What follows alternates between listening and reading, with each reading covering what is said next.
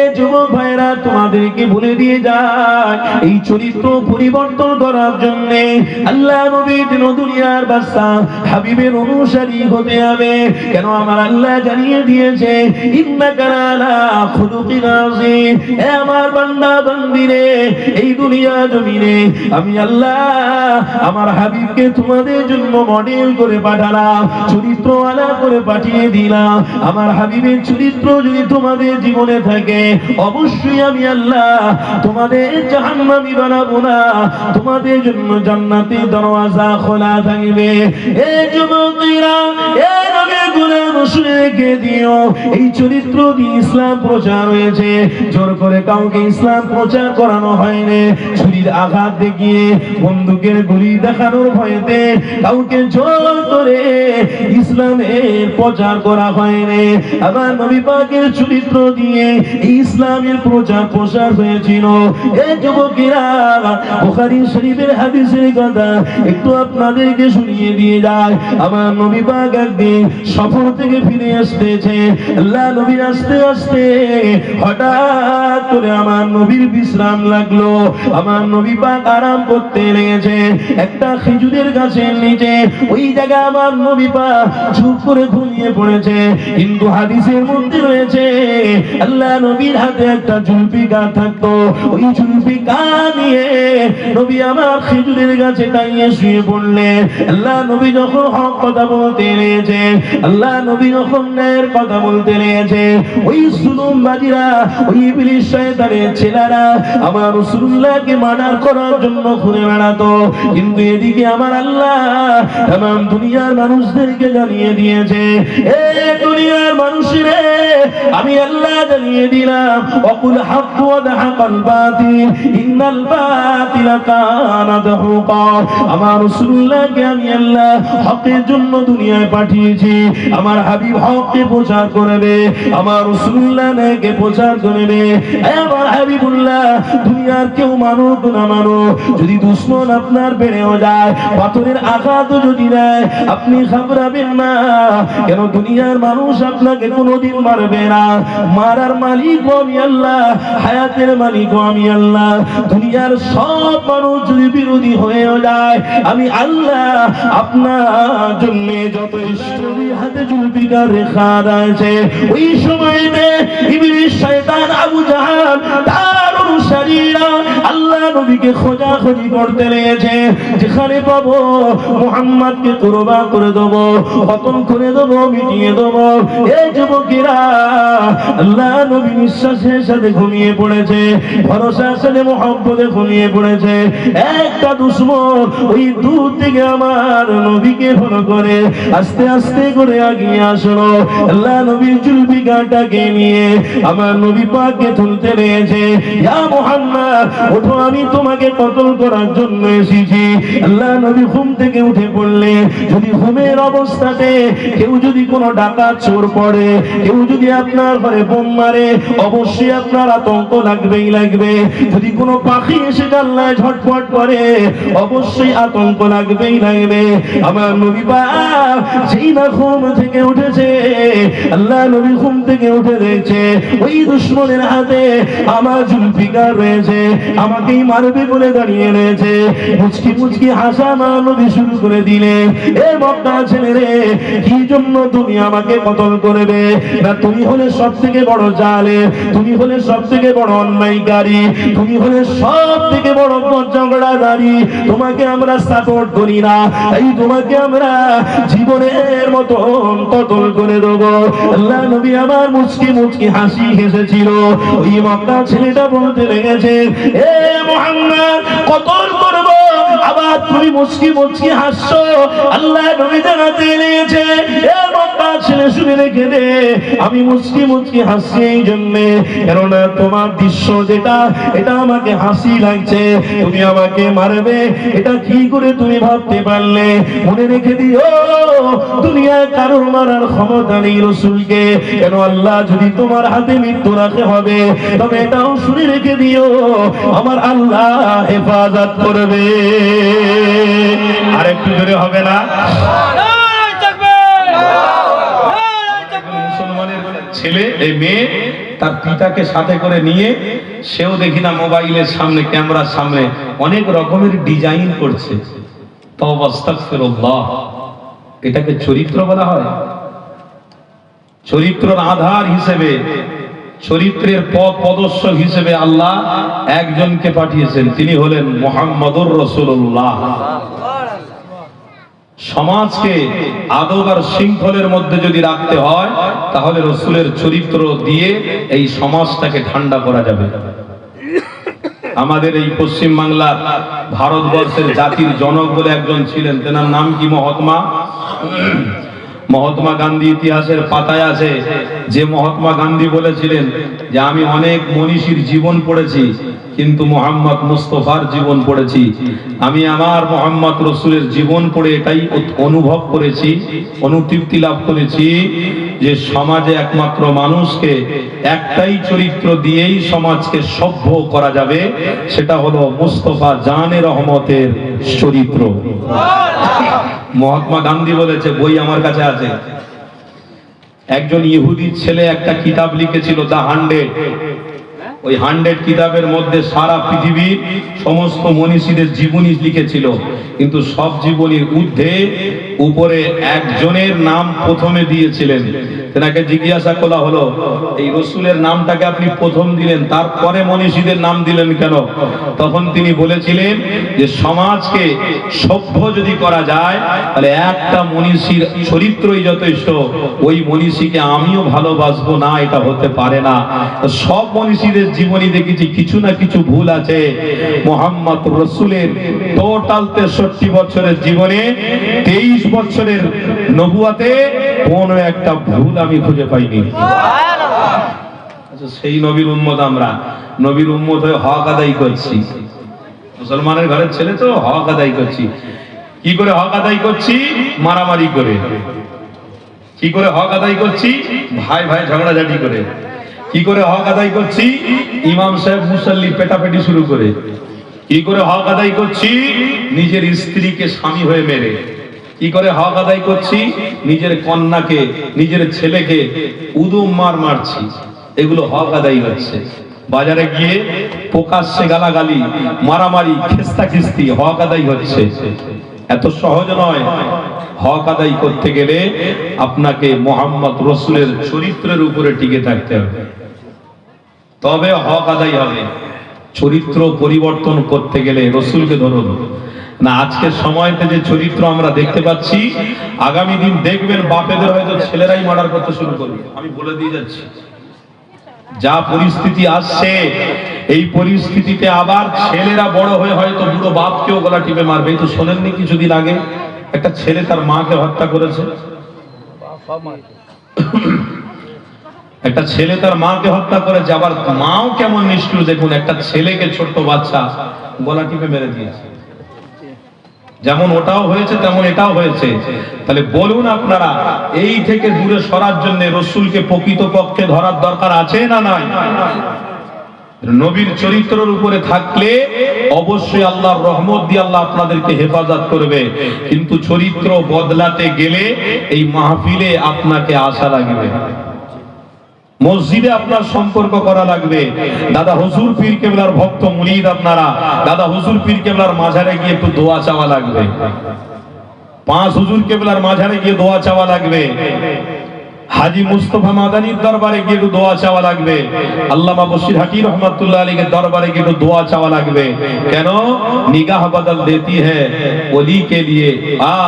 নিগাহ পরিবর্তন হয়ে যাবে আল্লাহর ওলিদের যদি নেক নজর পড়ে। ওই জন্য আল্লাহর ওলিদের দরবারে আমার বাপ চাচারা জিয়ারত করতো, আল্লাহ তেনাদের মনকে পরিষ্কার করে দিত এবং অন্তরে ঈমানের নূর দিত, আর দাদা হুজুর সহ আল্লাহর ওলিদের নেক দোয়া আল্লাহ নসিব করে দিত। কজন আসি বলুন তো?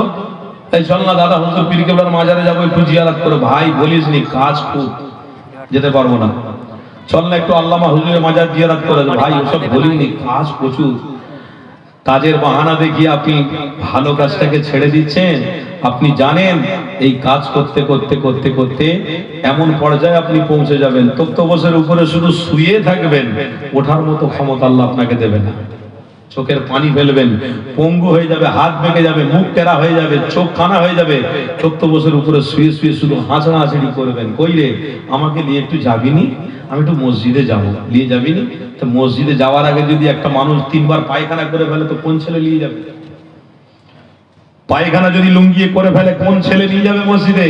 ওই জন্য আল্লাহ বলছে ওয়াক্ত रहते रहते काम कर ले नबी नहीं तो तेरे ऐसे दिन आएगा जो तेरा सहारा ना तेरा लड़का होगा ना तेरा परिवार होगा।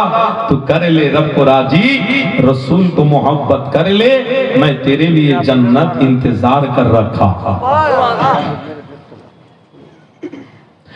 আল্লাহ নবী গোলামেরা আছে, অবশ্যই আমার এই সমাজের মধ্যে চরিত্র পরিবর্তন করার জন্য এ যুবক ভাইরা তোমাদেরকে বলে দিয়ে যায়, এই চরিত্র পরিবর্তন করার জন্য আল্লাহ নবীর দুনিয়ার বাদশা হাবিবের অনুসারী হতে হবে। কেন আমার আল্লাহ জানিয়ে দিয়েছে ইন্নাকা লা খুলুকিন আযীম, এ আমার বান্দা বান্দিরে, এই দুনিয়া জমিনে আমি আল্লাহ আমার হাবিবকে তোমাদের জন্য মডেল করে পাঠালাম, চরিত্রওয়ালা করে পাঠিয়ে দিলাম। আমার হাবিবের চরিত্র যদি তোমাদের জীবনে থাকে অবশ্যই আমি আল্লাহ তোমাদের জাহান্নামী বানাবো না, তোমাদের জন্য জান্নাতের দরওয়াজা খোলা থাকবে। এই যুবকেরা, এই নবীর গুণান শুনে রেখে দিও, এই চরিত্র দিয়ে ইসলাম প্রচার হয়েছে। জোর করে কাউকে ইসলাম প্রচার করানো হয়নি, ছুরির আঘাত দেখিয়ে, বন্দুকের গুলি দেখানোর ভয়েতে কাউকে জোর করে ইসলামের প্রচার করা হয়নি। আবার নবী পাকের চরিত্র দিয়ে ইসলামের প্রচার প্রসার হয়েছিল।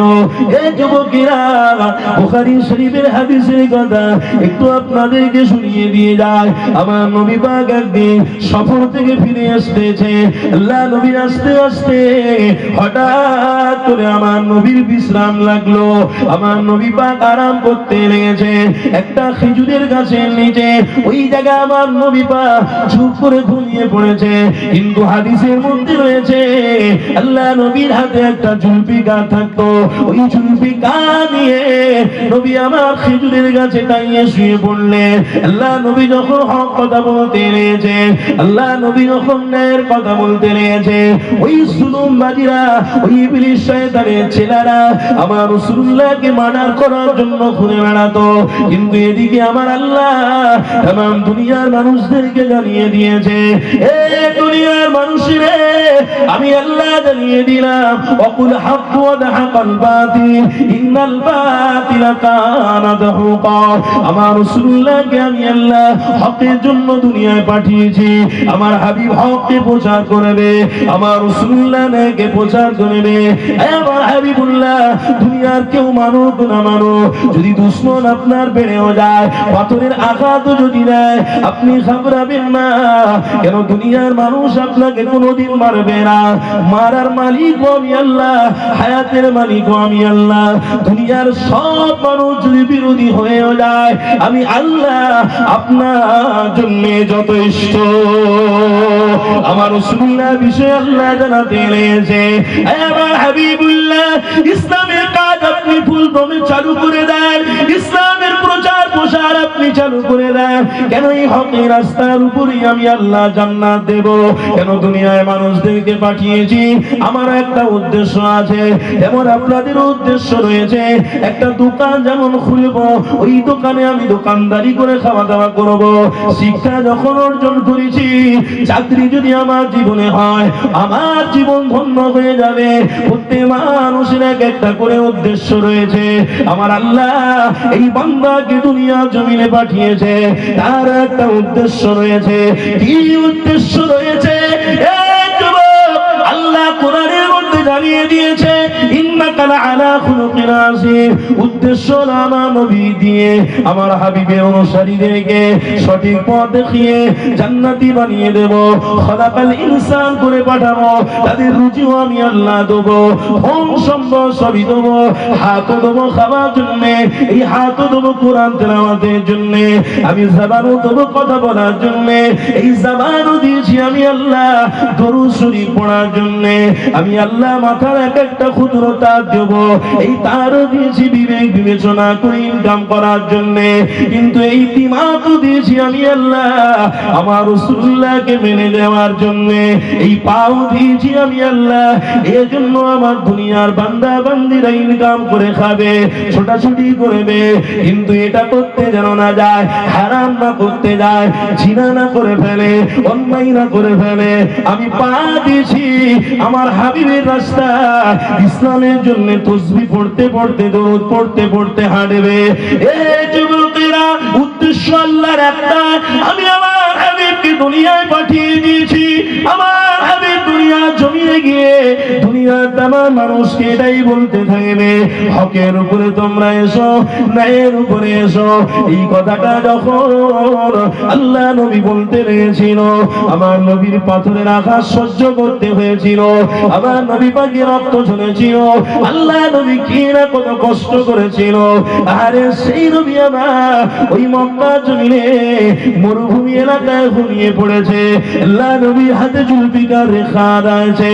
ওই সময়তে ইবলিস শয়তান আবু জাহাল তার অনুসারীরা আল্লাহ নবীকে খোঁজাখুঁজি করতে লেগেছে, যেখানে পাবো মুহাম্মদকে কুরবান করে দেবো, খতম করে দেবো, মিটিয়ে দেবো। এই যুবকেরা, আল্লাহ নবী নিঃশ্বাসের সাথে ঘুমিয়ে পড়েছে, ভরসার সাথে মুহাম্মদে ঘুমিয়ে পড়েছে। একটা দুশমন ওই দূর থেকে আমার নবীকে ফলো করে আস্তে আস্তে করে এগিয়ে আসলো, আল্লাহ নবীর জুলফিকারটাকে নিয়ে আমার নবী পাককে তুলতে লেগেছে। ইয়া মুহাম্মদ, ওঠো, আমি তোমাকে কতল করার জন্য এসেছি। আল্লাহ নবী ঘুম থেকে উঠে পড়লে, যদি ঘুমের অবস্থাতে কেউ যদি কোনো ডাকাত চোর পড়ে, কেউ যদি আপনার ঘরে বোম মারে, অবশ্যই আপনার আতঙ্ক লাগবেই লাগবে। যদি কোনো পাখি এসে জানলায় ঝটফট করে, অবশ্যই আতঙ্ক লাগবেই লাগবে। আমার নবী পাক যেই না ঘুম থেকে উঠেছে, আল্লাহ নবী ঘুম থেকে উঠে দেখছে ওই দুশমনের হাতে আমার জুলফিকার রয়েছে, আমাকেই মারবে বলে দাঁড়িয়ে রয়েছে। মুচকি মুচকি হাসা আমার নবী শুরু করে দিলেন, এ মক্কা ছেলে রে, কি জন্য তুমি আমাকে কতল করবে? না, তুমি হলে সব থেকে বড় জালেম, তুমি হলে সব থেকে বড় অন্যায়কারী, তুমি হলে সব থেকে বড় ঝগড়াদারি, তোমাকে আমরা সাপোর্ট করি না, এই তোমাকে আমরা জীবনের মতো কতল করে দেবো। আল্লাহ নবী আমার মুচকি মুচকি হাসি হেসেছিল। ওই মক্কা ছেলেটা বলতে লেগেছে, এ মুহাম্মদ, কতল করবো, আবার তুমি মুচকি মুচকি হাসছো। আল্লাহ নবী জানাতে লেগেছে, এ মক্কা ছেলে, শুনে রেখে দে, আমি মুচকি মুচকি হাসছি এই জন্যে, কেননা তোমার দৃশ্য যেটা, এটা আমাকে হাসি লাগছে। তুমি আমাকে মারবে, এটা কি করে তুমি ভাবতে পারলে? মনে রেখে দিও, দুনিয়ায় কারোর মারার ক্ষমতা নেই রাসূলকে, কেন আল্লাহ যদি তোমার হাতে মৃত্যু রাখে হবে, তবে এটাও শুনে রেখে দিও, আমার আল্লাহ হেফাজত করবে। আর একটু জোরে হবে না?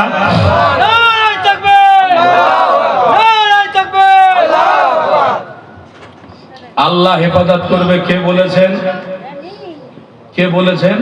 নবী বলেছেন আল্লাহ হেফাজত করবে। আপনি বিপদে পড়লে কোনোদিন আল্লাহকে ডাকেন?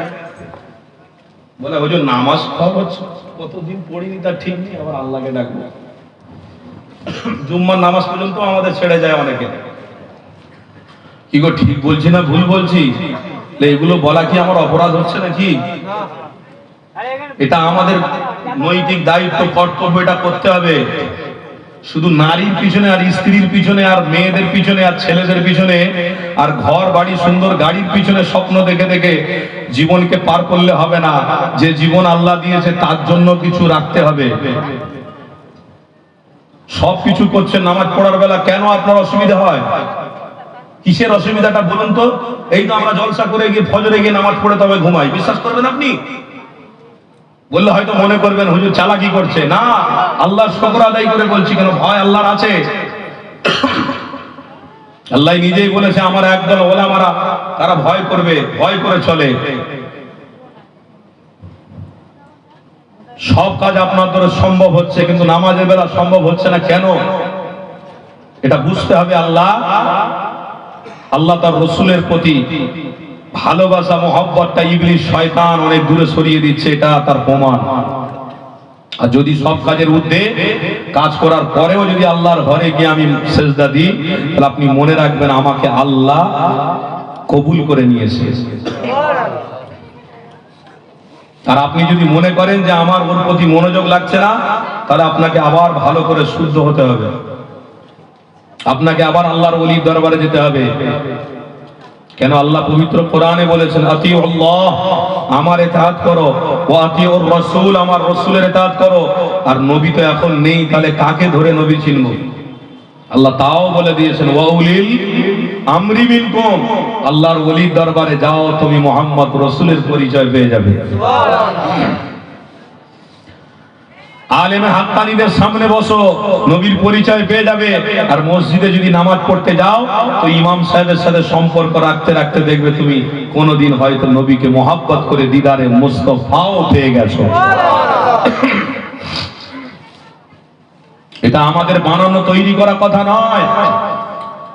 বড় পীর সাহেব হতে পারতেন না, খাজা গরিবে নামাজ হতে পারতেন না, ইমাম আবু হানিফা হতে পারতেন না, সাফি হতে পারতেন না, মালিকি হতে পারতেন না, হাম্বলি হতে পারতেন না, যদি মুস্তাফা সাল্লাল্লাহু আলাইহি ওয়াসাল্লামের প্রেমটা অন্তরে যদি না থাকতো। প্রত্যেকে রেখেছিলেন আল্লাহ, প্রত্যেকেই পৃথিবীর ইতিহাসে নক্ষত্র উজ্জ্বল ঝকঝকে করে রেখেছে। এখনো পর্যন্ত দোয়া করতে গেলে তেনাদের নাম ধরে ধরে আমরা দোয়া করি। কেন? পৃথিবীতে যে কোনো সমস্যায় পড়েছে আল্লাহর কাছে সাহায্য চেয়েছে। কটা মানুষ সাহায্য চেয়েছেন আপনারা? শুধু বলে গরিব হয়ে আছি, ভ্যানওয়ালা হয়ে আছি। আরে ওটা তো আপনার চেষ্টার দরকার ছিল। কেউ একজন রাস্তার ধারে ঘুগনি বিক্রি করছে, তার চেষ্টার দরকার ছিল ঘুগনি বিক্রি করতে করতে কি করে আমি আল্লাহর ঘরে গিয়ে নামাজ পড়বো, কি করে আরো বড় জায়গায় যাব, এটা আপনার চেষ্টার দরকার ছিল। সারা জীবন আপনি ভ্যান চালাবেন না, আপনারও চেষ্টার দরকার ছিল যে ভ্যান চালিয়ে খাবো কেন, আল্লাহর ঘরে গিয়ে সেজদা দিয়ে দোয়া চাইবো, আল্লাহ যেন আমাকে আরো উচ্চ মাকামে কোনো একটা ভালো জায়গায় কাজ দিয়ে সুন্দরভাবে চালাই। এটা আপনার জন্য চেষ্টার ব্যাপার ছিল। সব কি আল্লাহ উপর থেকে নিচে নেমে এসে গালে তুলে দূর করে দেবে নাকি? তাহলে সব তো আল্লাহ দিয়েছে সবকিছু, তাহলে চেষ্টাটা আপনি করছেন না কেন? সারা জীবন ফুচকা বিক্রি করে খাবেন, সারা জীবন ভ্যান চালিয়ে খাবেন। যদি বা সারা জীবন ভ্যান চালিয়ে খাওয়ার আশা হয়, তো আপনিও ভ্যান চালাচ্ছেন, আপনার ছেলেও ভ্যান চালাবে। আপনিও ফুচকা বিক্রি করে যান, আপনার ছেলেও ফুচকা বিক্রি করবে। আপনিও ঘুগনি বিক্রি করে যান, আপনার ছেলেও ঘুগনি বিক্রি করবে। আর যদি আপনি ভ্যান চালিয়ে আপনার ছেলেকে আলেম হাক্কানি বানিয়ে যান, ডাক্তার, মাস্টার, ইঞ্জিনিয়ার, প্রফেসর বানিয়ে যান, আলহামদুলিল্লাহ, কোরআনের এলেম থাকলে ওই ছেলে বাপ মায়ের জন্য জীবনকে উৎসর্গ করে দিতে তৈরি হয়ে যাবে। চেষ্টা করেছেন, চেষ্টা একবার করে তো দেখেন যে আল্লাহ ফজরের নামাজ পড়বো, খোদার কসম করে বলছে আল্লাহ আপনাকে তুলে দেবে, ফজরের নামাজ আপনি হাজির হবেন। চেষ্টা একবার করে দেখুন যে আমি দোকানদারি ছেড়ে জোহরের নামাজ পড়বই পড়বো মসজিদে। আল্লাহকে সাক্ষী রেখে বলছি, এই দোকান ছেড়ে আপনি জোহরের নামাজে কিভাবে যাবেন, ও রাস্তা আল্লাহ খুলে দেবে। শুধু আপনি একটু চেষ্টা করুন, চেষ্টার সাথে সাথে শুধু একটু নিয়ত করুন। সব কিছু আমার আল্লাহ আপনাকে দিয়েছে, কিন্তু সাহায্য চাওয়ার জন্য আল্লাহ হাত দিয়েছে, ওই হাত দিয়ে কোনোদিন আমরা সাহায্য চাই না। বলে শুধু নামাজ পড়ছে আর পালাচ্ছে। বলে হ্যাঁ রে, কি হলো, দোয়া খায়ের করলি নি চলে যাচ্ছি? বলে দোয়া আবার করতে হবে, নামাজ পড়েছি, আবার দোয়া কি দরকার আছে? শুনছেন না শোনেন না? দোয়া করে কি হবে?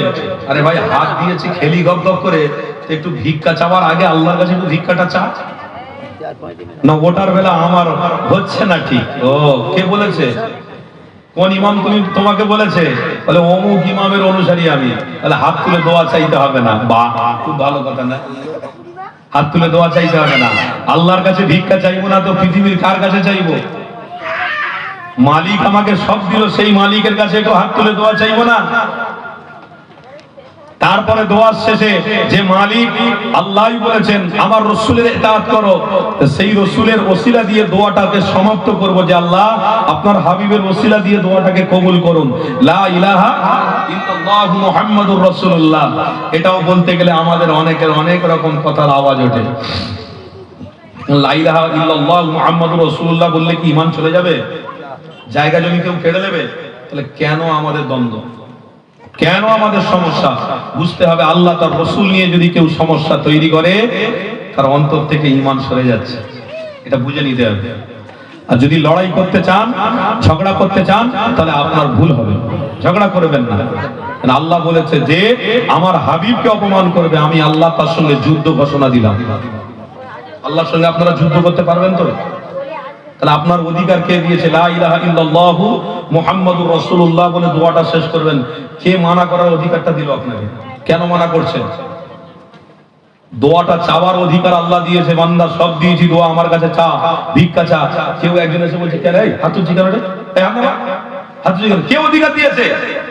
কে আপনাকে অধিকার দিয়েছে যে হাত তুলে দোয়া করতে করতে আপনি হাতটা নেড়ে দিলেন, ছেড়ে দিলেন? আপনি জানেন না আল্লাহ পবিত্র কোরআনে কি বলেছে? সূরা কাউসারে ইন্না শানিয়াকা হুয়াল আবতার। আমার রাসূলের বিরুদ্ধে যদি কোনো কথা বলিস, আমি আল্লাহ তোদের বংশকে নির্বংশ করে দেব। নবীর অনুসারী হচ্ছি, বংশ নির্বংশ হবেই তো। করোনা রোগ হয়েছিল, যেমন বংশ নির্বংশ হয়েছে না হয়নি? তেমনি আয়লা ঝড় হয়েছিল, কি বলে আফান না কি হয়েছিল, সব বড় বড় ঝড় হয়েছে, আবারও আসবে। নবীর বিরোধী কথা বলা তো বংশ নির্বংশ আল্লাহ করবেই করবে। সূরা লাহাব আল্লাহ স্পষ্ট ভাষায় বলে দিয়েছে, তাব্বাত ইয়াদা আবি লাহাবি ওয়া তাব্বা মা আগনা আনহু মালুহু ওয়া মা কাসাব সায়াসলা নারুন যাতা লাহাবি ওয়া ইমরাতুহু হাম্মালাতাল হাতাব ফি জিদিহা হাবলুম মিন মাসাদ। হাবিব, আপনি বলে দেন আপনার দুশমন হলো আবু লাহাব, ওর বংশকে আমি নির্বংশ করে দেব। কিতাবের মধ্যে পড়ছিলাম, ছেলে শুয়ে রয়েছে, বাঘ এসে তাকে টেনে নিয়ে খেয়ে ফেলেছে। এটা বংশকে নির্বংশ বলে না? কিন্তু বলছেন না কেন? এটা বংশকে নির্বংশ বলে না? আল্লাহ কোরআনে বলেই তো দিয়েছে, তুমি নবী ছাড়বে আর আমার কাছে রহমতের আশা করবে, সব তোমাদের ধ্বংস করব, বরবাদ করব। কি স্বাধীনতা আপনার আছে, আমার আছে? শুধু রক্তের গরম দেখালে হবে না, যৌবনের গরম দেখালে হবে না। স্বাধীনতা আপনাকে আল্লাহ কি দিয়েছে বলুন? একটা স্বাধীনতা দিয়েছে, হে আমার বান্দা, 3.5 হাত ওই বাঁশ বাগানের নিচে শুবি, এটার স্বাধীনতা আমি তোকে দিলাম। বাকি স্বপ্ন দেখিস নি, সব মিথ্যে। বাকি স্বপ্ন দেখবি, চোখের পানি দিয়ে রক্ত বেরোবে, আল্লাহ তোদেরকে নাজাত দেবে না। বাকি স্বপ্ন দেখিসনি, ওসব স্বপ্ন শয়তানের স্বপ্ন। বাকি নারীর স্বপ্ন দেখিসনি, হারামের স্বপ্ন দেখিসনি, মানুষে মানুষে হত্যা করার স্বপ্ন দেখিসনি, লড়াই করার স্বপ্ন দেখিসনি। কেন? আমি আল্লাহ হায়াত দিয়েছি, আমি তাদেরকে মারবো। তুমি জোর করে কাউকে মারার ক্ষমতা রাখতে পারো না। তুমি 40 বছর বাঁচবে, তাকেও 40 বছর আমি বেঁচে রাখবো। তারও বাঁচার অধিকার আছে, তোমারও বাঁচার অধিকার আছে। খবরদার, তুমি এটার দিকে লক্ষ্য রেখোনি। তোমার স্বাধীনতা 3.5 হাত মাটি, ওটাই তোমার স্বাধীনতা আমি দিয়েছি। ওই স্বাধীনতার জন্য তুমি আমার রাসূলকে ইতাআত করো, রাসূলকে মহব্বত করো। ইনশাআল্লাহ তোমার স্ত্রী দুশমন হয়ে যাবে, ছেলে দুশমন হয়ে যাবে, মেয়ে দুশমন হয়ে যাবে, সবাই দূরে সরে যাবে। আমি রাসূলুল্লাহকে সামনে রেখে আমি আল্লাহ তোমাকে ওই কবর থেকে নিয়ে কিয়ামত পর্যন্ত সব দায়িত্ব আমি আল্লাহ নিয়ে নেব। দুনিয়ায় যেমন সব খাওয়া দাওয়া, বসা, হাঁটা, চলা, নিঃশ্বাস, হাত, সবকিছু দায়িত্ব নিয়েছিলাম, কবর থেকে কিয়ামত পর্যন্ত সব দায়িত্ব আমি আল্লাহ নেব। কিন্তু আল্লাহ এখন দায়িত্ব নিয়েছেন না নেই? সব মনে মনে করছেন আমরা তো নিজেদের দায়িত্ব নিয়েছি। যা খুব ভালো, খুব মজা। ওই দুশমনদের কথা কোনোদিন শুনবেন না। তারা কি করছে না করছে আমার দেখার দরকার নেই। এই তো আমেরিকার মধ্যে কি করেছিল, বলেছিল ইসলাম ব্যান্ড, ইসলাম চলবে না এখানে, এই মুসলমান হবে না কেউ, যাকে দেখবো অ্যারেস্ট করবো। এত সহজ? আজকের আমেরিকার বুকে একটা মুসলমানের ছেলে কর্পোরেশনের দায়িত্বে ঢুকে গেছে। জোরে বলবেন না? তুমি যাকে করবে অবহেলা, তাকেই আমার আল্লাহ উজালা করবে। যাকে করবে অবহেলা, তাকেই আল্লাহ উজালা করবে। এই আমেরিকার মধ্যে এখন বর্তমান সময়ে আমার মা আর বোনেরা রাস্তায় বোরকা পরিধান করে, কাঁধে করে বোরকা নিয়ে দাঁড়িয়ে থাকে। কেন? আমেরিকা একটা বর্বর জায়গা। আমেরিকার মেয়েরা ছোট্ট ছোট্ট ড্রেস পরে, আমেরিকার মেয়েদের হাত খোলা থাকে, বুক খোলা থাকে, এই পা গুলো খোলা থাকে, প্রকাশ্যে মানুষ জিনা করে। সেখানে কেউ বলার নেই, কেন? তারা ডলারের মালিক। তারা সারা পৃথিবীর শ্রেষ্ঠ জায়গায় আছে। গেছে, আমেরিকাকে কেউ হারাতে পারবে না। সেখানে আমার মায়েরা, সেখানে ছোট্ট ছোট্ট আমার বোনেরা বোরকাটা নিয়ে কাঁধে করে রাস্তায় দাঁড়িয়ে ওই হাফ প্যান্ট পরা মেয়ে ছেলেদেরকে ধরে বলছে, ওই গো তোমাদের এই যে ড্রেস আছে, এই ড্রেসটা সভ্য সমাজের জন্য নয়, আমরা তোমাদের জন্য একটা কাপড় এনেছি, এই কাপড়টা একটু পরিধান করবে। বলছে কেমন কাপড়, হাউ আর ইউ দাও আমাকে, বলে দিচ্ছে, পরাচ্ছে, আয়নার সামনে গিয়ে দাঁড় করিয়ে দিচ্ছে। আলহামদুলিল্লাহ, যে সভ্য সমাজের মেয়ে ছিল না, বোরকা পরিধান করেছে, সেই দিন থেকে আল্লাহর নবীর পরিচয়টা পেয়ে যাচ্ছে। কি বলছেন আপনি? যেখানে যাবেন সারা দুনিয়ার জমিনে, সেটা আমেরিকা হোক, থাইল্যান্ড হোক, আফ্রিকা হোক, আর যেখানে হোক না কেন, সেখানে সেখানে ইসলাম আছে, থাকবে। কেন? আমার আল্লাহ নিজে বলেছে, ইন্না দীনা ইন্দাল্লাহিল ইসলাম, ইসলামটা হলো আমার মনোনীত। তাই ইসলামের অনুসারী হিসেবে মুহাম্মদ রাসূলের চরিত্র তোমাদের জীবনে রাখতে হবে। যে কথা বলছিলাম, ওই কথা বলতে বলতে অনেকটা দূরে সরে গেলাম। এ যুবকেরা, আমার নবীর দিওয়ানারা, আল্লাহ নবীর গোলামরা শুনে রেখে দিও, আল্লাহ নবীর দুনিয়ার বাদশা হাবিবুল্লাহ ওই ছেলেটাকে বলতে লেগেছে, আমাকে কেউ বাঁচাবে না দুনিয়ায়, তবে একমাত্র মালিক হলো আল্লাহ, তিনি আমাকে বাঁচাবে।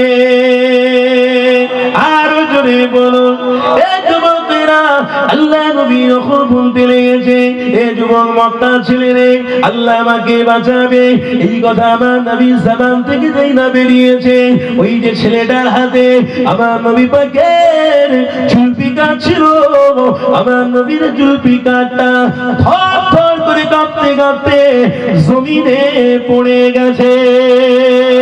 এ যুবকেরা, এটাই হলো ঈমানের পরিচয়, এটাই হলো আল্লাহ তার রাসূলের অনুসারীদের জন্য পরিচয়। আল্লাহ নবীর দুনিয়ার বাদশা হাবিবুল্লাহ ওই জুলফিকারটাকে আবার তুললো, আল্লাহ নবী জুলফিকার তুলে নিয়ে তার সামনে আবার ভয় দেখাতে লেগেছে, ওয়া ইন্না মিনহু, বলো এবার তোমাকে কে বাঁচাবে?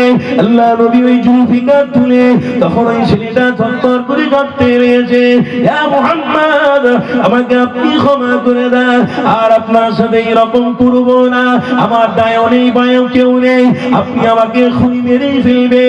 এ যুবক, আমার রাসূলুল্লাহর মুখের ভাষাটা শুনে রেখে দিও, আমার নবী পাক ওই সময় জানাতে লেগেছিলেন, এ মক্কা ছেলে রে, আমি রাসূলুল্লাহ দুনিয়ায় কাউকে মারতে আসিনি, আমি রাসূলুল্লাহ দুনিয়ায় কাউকে আঘাত দিতে আসিনি, আমি রাসূলুল্লাহ দুনিয়ায় কাউকে হত্যা করতে আসিনি, আমি রাসূলুল্লাহ আল্লাহর পক্ষ থেকে রহমত হয়ে এসেছি।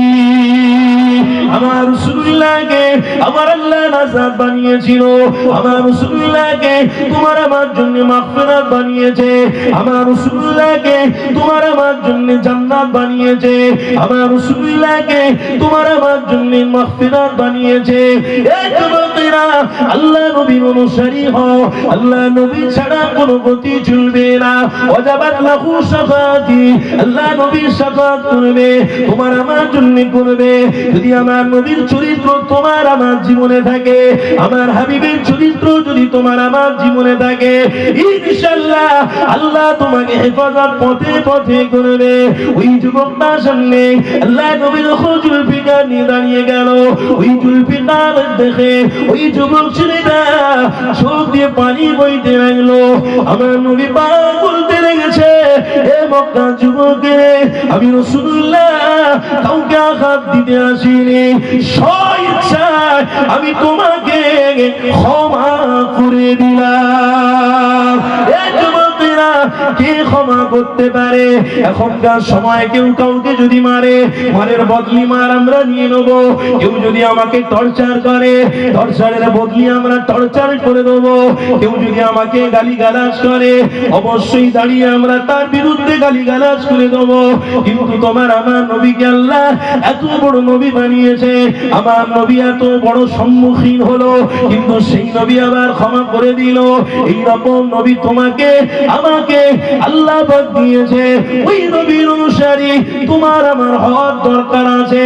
এই যুবকেরা, ওই যুবককে আমার রাসূলুল্লাহ জানাতে লাগলেন, এ মক্কা ছেলে রে, তুমি যে মুহাম্মদ রাসূলকে ভেবেছো মেরে ফেলবে, মার্ডার করবে, স্বেচ্ছায় তোমাকে ক্ষমা করে দিলাম।